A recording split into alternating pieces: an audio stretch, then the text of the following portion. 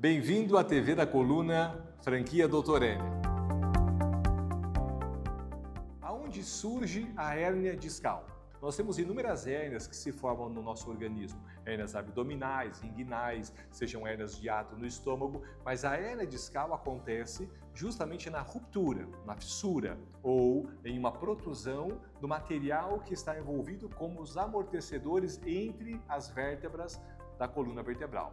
As mais comuns são justamente as hérnias cervicais e lombares, mas mesmo nestes segmentos existem áreas preferencialmente que são atacadas ou acometidas pelas disfunções discais. E por que isso acontece? As áreas de maior movimento na coluna cervical, de C4 a C5, C5 a C6 e C6 a C7 são as alavancas que normalmente se predispõem às funções de sobrecarga discal por alavancas do movimento da cabeça, por posturas de anteriorização ou outras sobrecargas que podem trazer essas fissuras convencionais e de uma maneira mais equivalente com relação às hérnias que nós vemos em outros segmentos. Na região lombar, as hérnias mais comuns são justamente os níveis L4 e L5. L5-S1. Quando nós pensamos, são as duas últimas vértebras em um encaixe da região lombar com a nossa coluna, com a base sacral.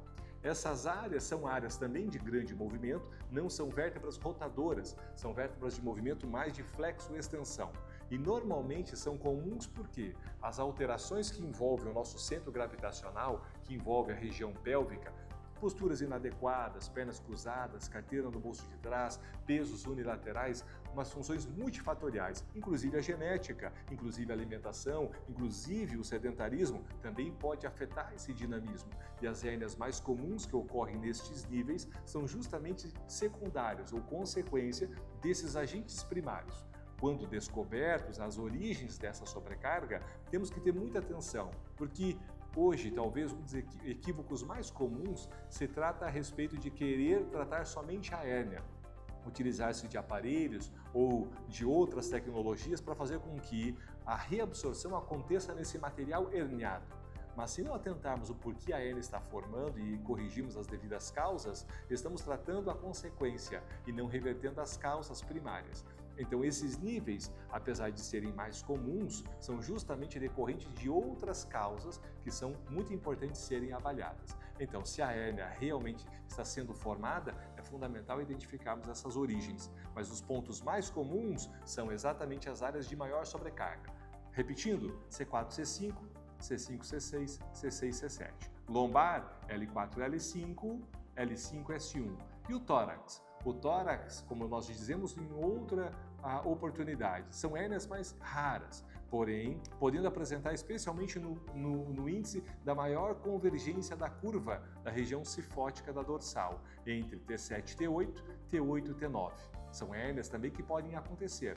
Quando as pessoas possuem hábitos na postura sentada, formando aquela prega abdominal, que sentam, muito comum de jogar a região da pelve à frente e formar a prega abdominal, uma hérnia muito rara e perigosa pode se formar nessa área, entre a região dorsal e lombar, que é uma hérnia toracolombar, entre T12 e L1 ou T11 e T12. São hérnias que finalizam a medula espinhal, porque lá dentro nós vamos ver que a medula espinhal vem se formando da região cervical, vem até a região de T12 e T1 e depois T12 e L1, e de L1 abaixo nós temos a cauda equina.